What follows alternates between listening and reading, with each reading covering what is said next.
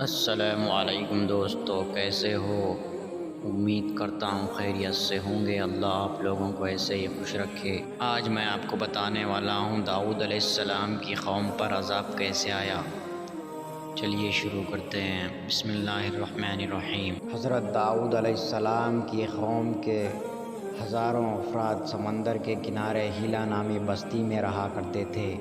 ان لوگوں کو اللہ نے ہزاروں نعمتوں سے نوازا تھا، لیکن جب راحت اور سکون آیا تو یہ اللہ کی عبادت سے محروم ہو گئے اور اللہ کی مخلوقات پر ظلم کرنے لگے۔ تو یوں اللہ نے ان کو خبردار کیا کہ ہفتے کے دن شکار نہ کیا کرو۔ اتوار سے لے کر جمعہ تک جتنا شکار پکڑنا ہے پکڑ لو، لیکن ایک دن خدا کی عبادت کے لیے رکھو۔ تو یوں اللہ نے ان کا امتحان لینا شروع کر دیا۔ وہ اتوار سے لے کے جمعہ تک سمندر میں مچھلیاں پکڑنے لگتے تو مچھلیاں زیادہ مقدار میں ہاتھ نہ آتی، اور ہفتے کے دن سمندر کو دیکھتے تو ان کو بڑی بڑی مچھلیاں نظر آنے لگتی۔ پھر کیا تھا شیطان کا ورغلانا۔ ان لوگوں میں سے ایک شخص کو شیطان نے ورغلایا کہ پریشان کیوں ہوتے ہو، میری ترکیب پہ عمل کرو، تم شکار سے کبھی محروم نہیں رہو گے۔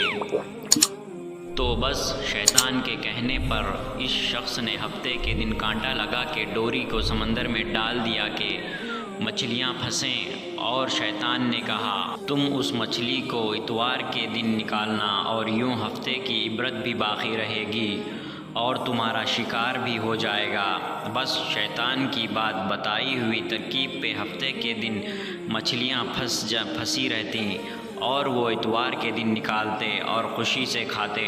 جب آس پاس کے لوگوں نے پوچھا تو ان کو بھی یہی ترکیب بتانے لگے، اور یوں اس قوم کے کچھ لوگ ہفتے کے دن مچھلی پکڑنے کے لیے جال پھینکتے اور اتوار کے دن نکالتے، اور کچھ نے تو اس سمندر میں سے نالیاں بنا کے چھوٹے چھوٹے تالاب بنا دیے تاکہ اگلے دن جیسے ہی مچھلیاں یہاں سے گزرے تو ان تالاب میں پھنس جائیں، اور ہم اتوار کے دن ان مچھلیوں کو نکال کے پکا کے کھائیں گے۔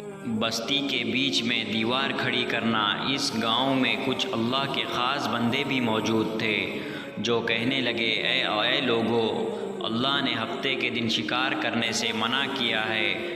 یہ ہجوم تم جال پھینک دیتے ہو یا چھوٹے چھوٹے تالاب بناتے ہو، ان میں ہفتے کے دن اگر مچھلی پھنستی ہیں تو یہ شکار ہفتے کے دن کا ہوگا۔ اللہ کے عذاب سے ڈرو، اللہ کی نافرمانی نہ کرو۔ وہ لوگ ان لوگوں کا مذاق اڑانے لگے کہ ہماری جو مرضی ہوگی ہم وہی کریں گے۔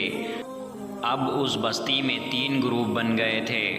ایک گروپ میں کچھ لوگ تھے جو نافرمان لوگوں کی بار بار اصلاح کرتے، دوسرے وہ جو ان لوگوں سے نفرت کرتے اور خاموشی اختیار کرتے تھے، اور تیسرے وہ جو گمراہ ہو کر اللہ کی نافرمانی کر رہے تھے۔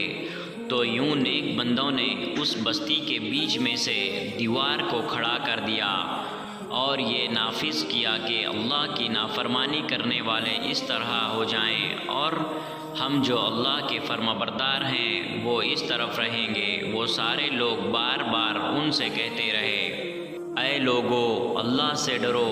قوم ثمود اور قوم لوط کا جو حشر ہوا اس کو یاد کرو، اللہ کی نافرمانی نہ کرو ورنہ تم پہ بھی کوئی عذاب آ جائے گا۔ اللہ کا عذاب اور بندر کی شکل میں تبدیل ہونا۔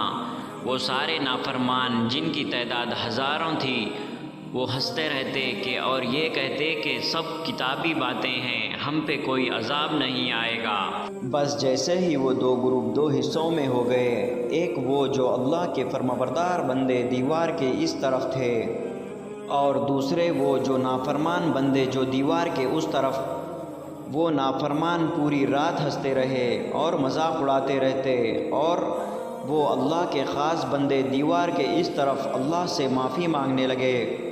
جیسے ہی صبح ہوئی وہ نیک انسان اٹھے، انہوں نے دیوار کے اس طرف سے کسی انسان کی آواز نہیں آ رہی ہے، جیسے ہی دیوار کے اس طرف چل پڑے اور دیکھے کہ سارے کے سارے لوگ بندر کی شکل میں تبدیل ہو چکے تھے، اور بندروں کی طرح حرکت کرنے لگے۔